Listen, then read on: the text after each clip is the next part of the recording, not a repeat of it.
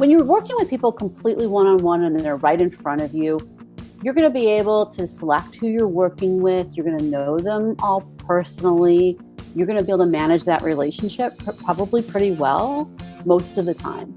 But when you're starting to work with groups, more people who you haven't met in person, you're going to need things in writing to manage that relationship because you're not going to know some of the people even at all.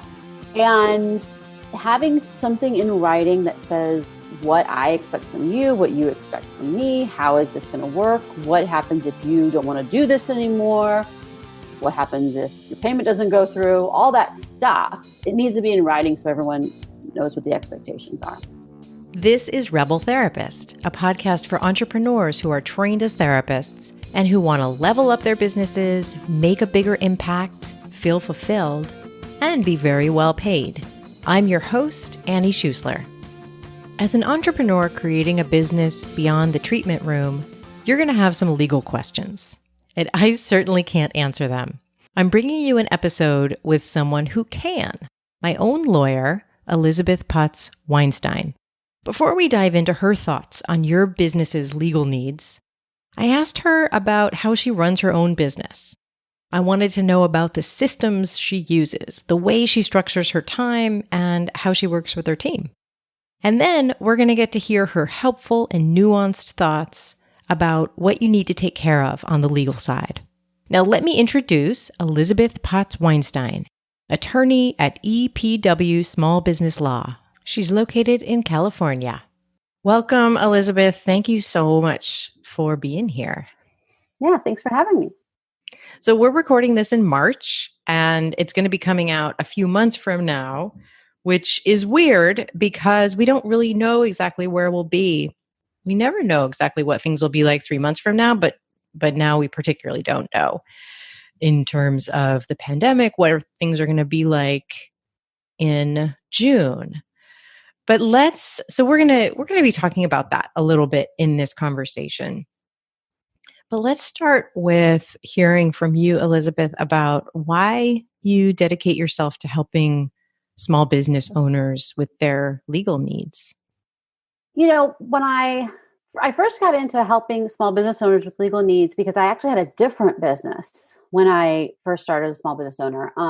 I had been working in a big giant law firm doing other kinds of legal work. And I stopped doing that and started doing financial planning and estate planning.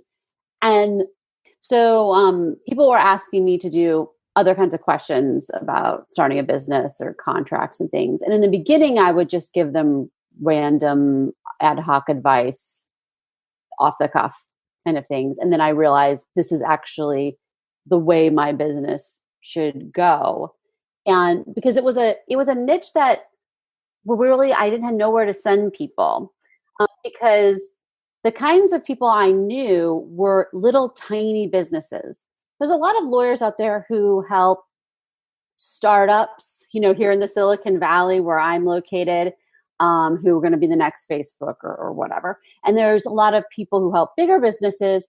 But the people I knew were tiny, tiny, tiny little businesses where it's one person or maybe a couple people, but they're so small, they have different needs.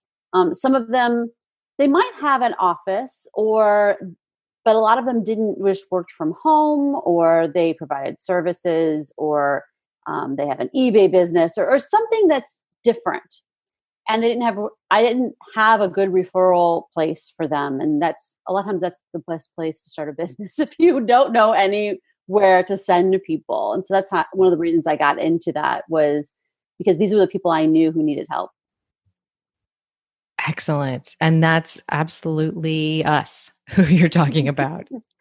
So what was that journey like when you found that niche and when you really dug into that?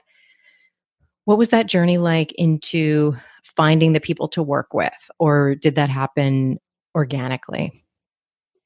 Yeah, in some ways it happened organically because it was a lot of people who I already knew who had been asking me to help them.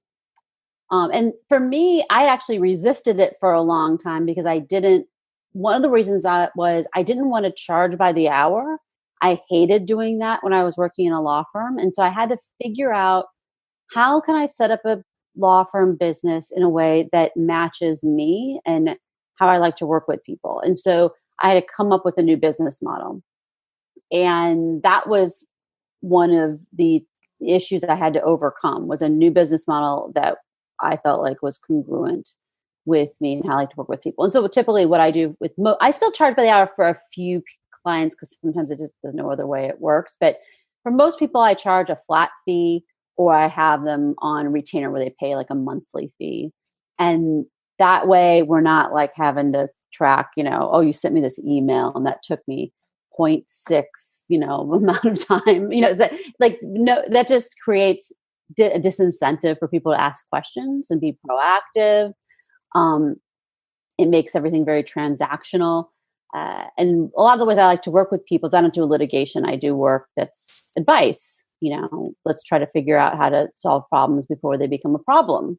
Let's be proactive about your business so you don't have these problems. So we, don't have a big fire, or don't have a big explosion. We are making your business be something that works for you. And those are the kind of things that work much better when we have a long-term relationship. So it's much better to charge things by. Yeah, that makes a lot of sense, that you don't want people to wait until they're in a crisis because they're trying to save money. You want them to be able to work with you and ask the right questions at the right times. Right. Yeah. So I had to figure out a model that worked for that, and worked for me in that way. And so that took a while because the legal profession tends to be very backwards and slow and old fashioned in that way. I think it's true for a lot of licensed professions. They tend to take a long time to catch up. That makes sense. And so full disclosure, I've hired Elizabeth a couple of different times to help me with trademarks. And when I first found you, I remember I talked to a different lawyer who said, well, this is going to be by the hour and I don't know how much it's going to cost. And I won't know until it's over, but it could be in this whole range. And I remember that scared me. And I then got a referral to you, and you just told me how much it was going to be. And, you said, I don't know how long it's going to take, but this is how much it's going to be. And I just was like, great, I would so much rather know ahead of time and, be able to budget for that. So, yeah. Right. Yeah. It provides certainty. And the thing is, and just from a business perspective, there is a risk that I take. Like I have to do kind of an ongoing analysis, like for trademark work, for example. There's some people where it doesn't work out for me because their case is a tiny bit more complicated, right? But I do enough of them where it kind of works out on average. And sometimes the complicated ones aren't necessarily that the trademark's complicated. It's because the client is a little bit more high maintenance. And you have to just know how that goes. Some people need a little bit more handholding and a little bit more explanation. And that's where I find that the biggest differential is it's not actually the legal work. It's that some clients need more counseling, because that's part of my job is the counseling. And I can I'm looking at my email right now. I am looking at some of my Google threads, and there'll be, 67 emails in this Google thread discussing whether or not they should file this trademark or whatever. And that's just sometimes what happens, because some people need a lot of discussion before they can make a decision. And then some people are very decisive. Oh, you're making me feel like maybe I was a really easy client. Yeah, some people are very decisive. And then also on the flip side, sometimes things in the trademark office, for example, go wrong. And sometimes it's easy. Sometimes we file a trademark, the examiner, it just sides with us, and it's like, bam, you get the trademark. And then sometimes you file and you're like, oh no, we rolled the dice and we got one of these trademark examiners who's difficult.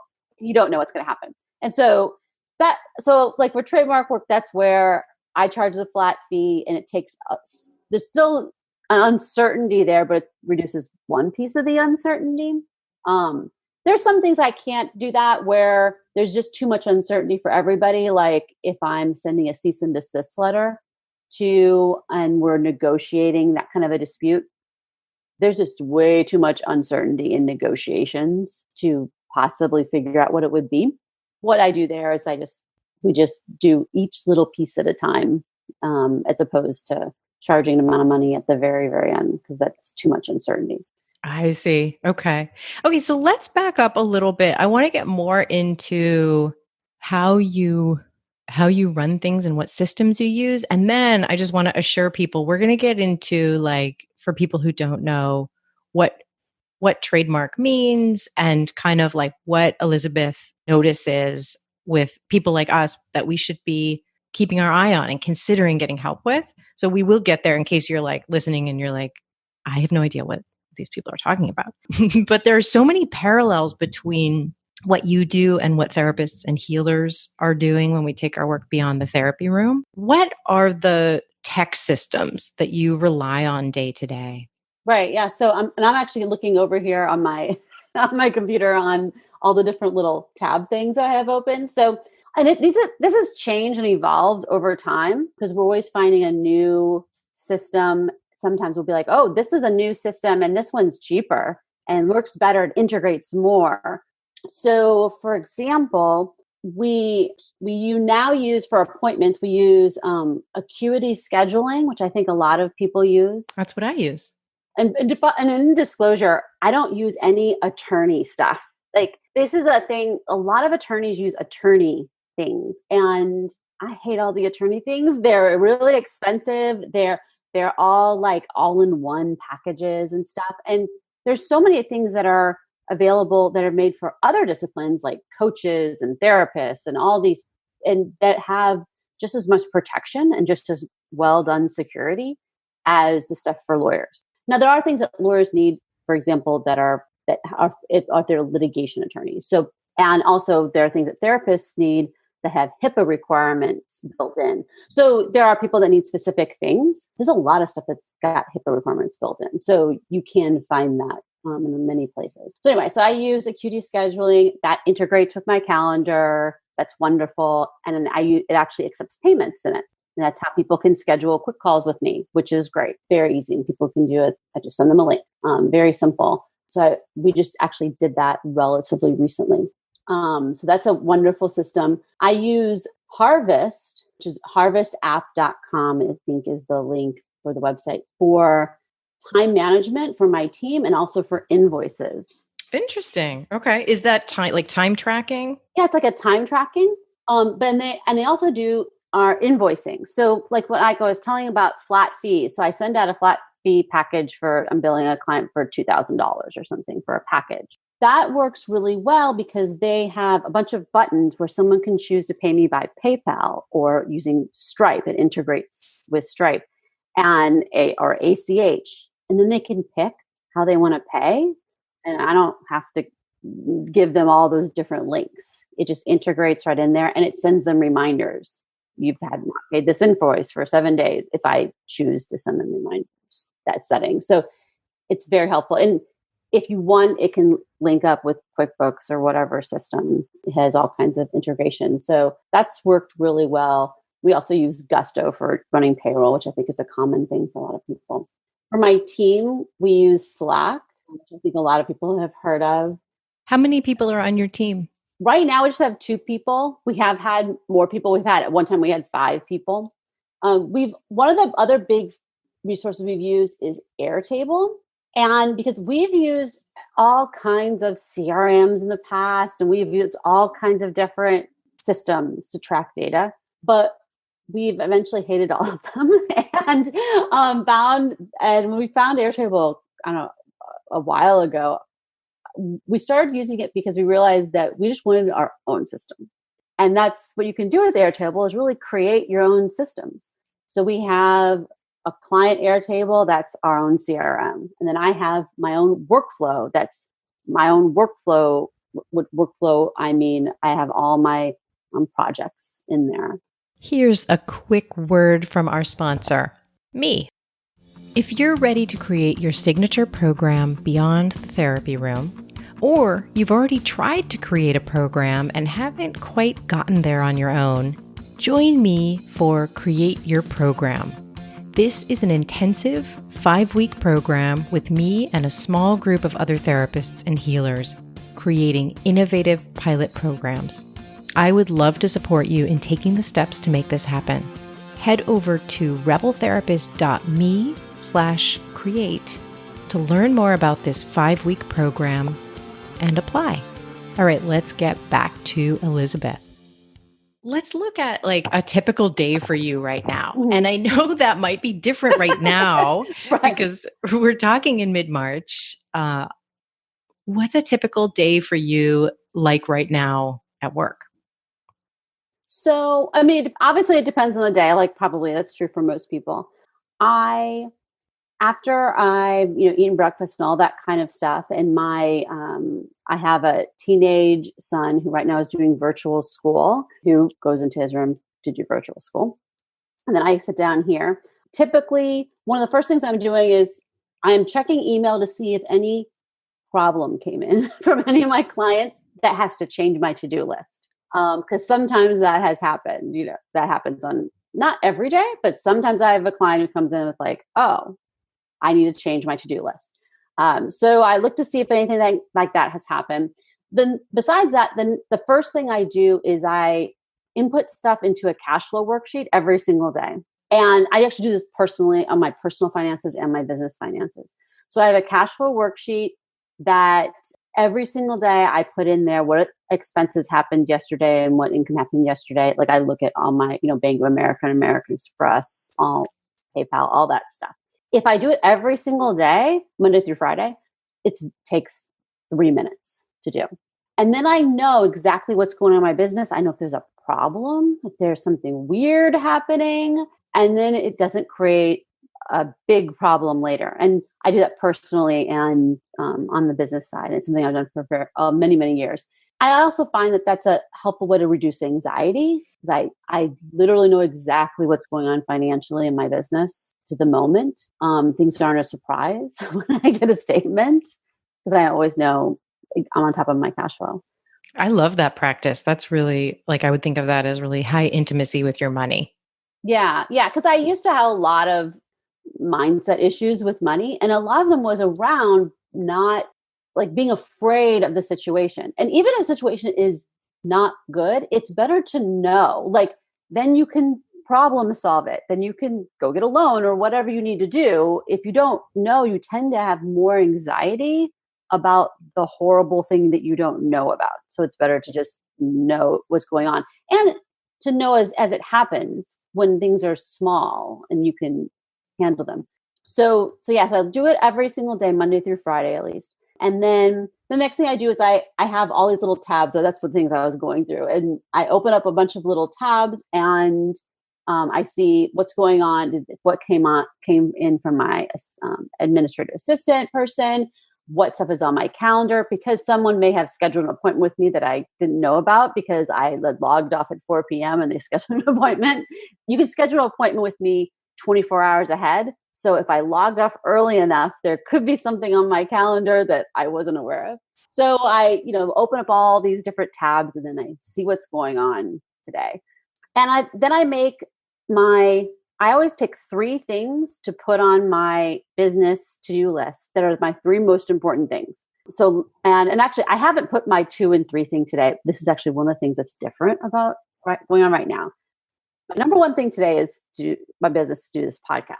I haven't put 2 and 3 because of what's going on with this virus stuff, because this has been such a kind of high energy output thing that I've been more picking just one thing and then seeing how I'm doing.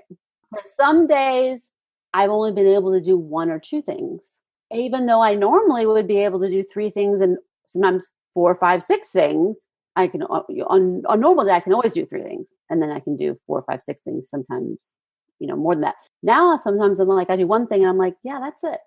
Mm-hmm. Then I'm done. It's 1 o'clock or whatever time it is, and that's all I got. I've had some days this week where that's all the energy units I have. But I may get done with this podcast and eat lunch and then be like, okay, I can do 2 more. It just really depends. But I found that that's 3 things usually on a normal day. That's really important for me because obviously we all have an infinite to-do list and I can feel like I'm never done. So picking three things and being like, if I get those three things done today, it's a success. And I can cross them off. And I actually have things on like a pad of paper. So, even though I have all these systems, having a physical pad of paper where I physically cross things off is very therapeutic for me to have that physicalness. And then I also have three things for personal too that I have listed and crossed off. And one of my three things today, one of them was go to the grocery store. One of them is something for my son. And then the third thing is going for a walk. So, oh, excellent. So you've got three business things and three personal things each day in general. That makes a lot of sense. Yeah. So I don't know. Three also is a nice resonant number. That's helpful. And and some days it might just be one or it might be two. And then occasionally I can get more things done. But if I got three done, then I won that day. I like that. And right before we started recording, we were talking about how like you and I both normally work from home. And right now, a lot of people suddenly work from home, like within the last week or two. I know I talked to someone in Beijing earlier in the week, and for them, it's been a few months already, but we've already been working from home. So there's kind of less adjusting to do in a certain way. And so, I'm having a lot of conversations with folks about how to set up working from home. But there's an adjustment for you and I too, in that now we're not alone anymore when we're working from home. So yeah, everybody's adjusting. Right. Yeah. Like now there's people here. And there's both people and there's also all these people who used to go to a job and talk to people all the time. And now they might want to talk to you. Even if they're not physically here with you, they might want to call you. And it's like, you used to never call me during the day. You were busy at an office in your cube or whatever you did, and I was here in my zone. Now you're calling me. What are you doing? So it's very different than what it was like before, where I was just here in my zone working on things alone. Exactly. I'm having that too. Yeah, where I'm noticing a lot of other people are suddenly having free time at times when they didn't before. And it's just a really different world. So, okay, so I promised people I would ask you, and I'm sure they're waiting for this part, is what do you notice small business owners should be paying attention to as they're, like, let's say in particular, a therapist or a healer who is creating an online business beyond the therapy room? So maybe they're creating a membership community or a group coaching program or, something like that. And a lot of times they're in a bit of overwhelm, and they say to me things like, I've got to figure out all my legal stuff. But they don't know quite what that means. What do you think sort of are the top priorities that someone should be paying attention to early on? Yeah, I think I agree with you that I think that people get overwhelmed and they think they need to do everything. And sometimes that means they do nothing. Or they spend a bizarre amount of money on trying to do everything and then they end up not launching the stuff. It tends to be like one thing or the other. I would say probably the most important thing you can do is looking at contracts or terms and conditions, depending upon if you're doing like a website membership thing, which would be more like terms and conditions. Contracts would be more like something people sign. They're both contracts. Call them different things. I'd focus on that because no matter how big the thing is, how small it is, that's something that you definitely need. And the idea is that when you're working with people completely one-on-one and they're right in front of you, you're going to be able to select who you're working with. You're going to know them all personally. You're going to be able to manage that relationship probably pretty well most of the time. But when you're starting to work with groups, more people who you haven't met in person, you're going to need things in writing to manage that relationship because you're not going to know some of these people even at all. And having something in writing that says what I expect from you, what you expect from me, how is this going to work? What happens if you don't want to do this anymore? What happens if your payment doesn't go through? All that stuff, it needs to be in writing so everyone knows what the expectations are. Because you would be able to manage that better if you were doing one-on-one face-to-face just by talking to each other, but you can't do that when it's online and it's 100 people who are buying it, from a website. So that's really an important thing to do, is those terms and conditions or that contract when you're starting to do business and those kind of online membership programs. And there's a lot of places where people can have misunderstandings and confusion, especially things like a membership program where people are getting charged month to month. They don't know how to cancel. They get upset because they see this charge. I mean, it's all these things. I mean, we all purchased those kind of things and had things go wrong. You don't want that situation. You don't want to be on the other side of that and have those things go wrong. So thinking about how you can set up all those rules and all those expectations up ahead of time to save yourself trouble later. That's probably the number one thing I'd recommend for people to look at. Okay, excellent. And then one thing you've helped me with was trademarks. And I sometimes, I'm curious what you think of this. I've sometimes seen people maybe considering trademarks a little bit too early, like wanting to trademark something as soon as they've thought of it and then maybe never using that thing. But I'm wondering, what's your take on when is a good time to think about something like trademarking? Yeah, it's hard with trademarks. So, and just to let people know what a trademark is, so we don't forget to answer that. So a trademark is any word or phrase or symbol, design of like the Nike swoosh symbol, something like that you use in conjunction with the sale of a product or service.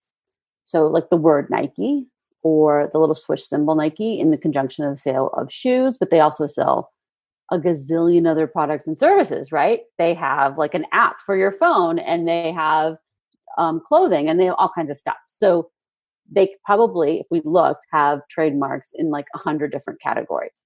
And that's the thing, is you get a trademark not just generally, but you get it in the exact category of a product or a service. Right. So for me, like Rebel Therapist, it's not for the whole world of Rebel Therapist, but it's within my category. Mm-hmm. Exactly. And so, it happens fairly often that the timing of applying for a trademark is incredibly important. And also there's no right answer, because it happens where people apply for it way too early. And then I have some clients who are like addicted to applying to trademarks in the same way that people are addicted to having too many domain names, right? Yes. But domain names are only $10. Trademarks are hundreds and hundreds of dollars, so you could just spend way too much on it.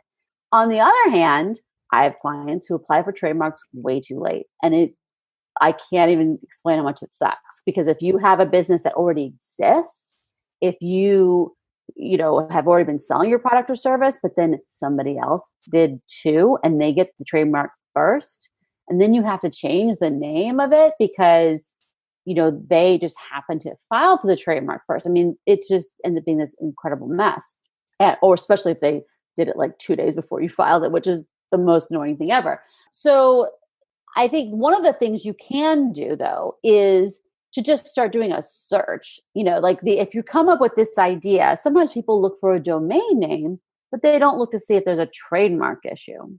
And you need to look at both. And and sometimes they look for trademarks and they don't do a Google search. You want to do both, or actually I would say all three. So don't just look for, is a domain name taken? Also do a plain old Google search, because you might be able to get the .com, but someone else has a website that actually they sell the products with that name and they have a trademark on that. And then you also can search for the trademark just on the United States Patent and Trademark Office website, which is uspto.gov. And then I also do trademark searches for people, but if you can just do a search yourself to at least get started on it, doing searches is something that a lawyer is going to do a much more sophisticated search than you can do, but you can at least get started a little bit because it's kind of complicated and technical, and I could talk for like 3 hours about it and you don't want me to do it right now. But the idea is that you can at least do a first cut of it. That's one of the things that you can do in the beginning when you're just getting home with a bunch of ideas, is doing a little bit of searching to make sure, does somebody else already have this thing before you go out and like pay someone to make a logo or send a significant amount of money. Oh, that's so helpful. That's so helpful. Just like so many things, this is not a binary, like yes or no, right or wrong kind of question. Thank you so much, Elizabeth. Anything else that I haven't asked you that you want to make sure that, therapist healers and entrepreneurs are thinking about before we say goodbye? I think one of the things that I talk to therapists about a lot, one of the questions I get a lot about from therapists and then people in licensed professions is the question about, how do I do things as a therapist? And they also want to do things in some other area. Like they want to do coaching, they want to sell programs and things like that. And, it's also something that's not a completely easy answer because there's a lot of different ways you can do it. And, having completely two separate websites, doing one thing only in person and doing one thing only online, having lots of different disclosures, having two different business names. There's many ways to do these things.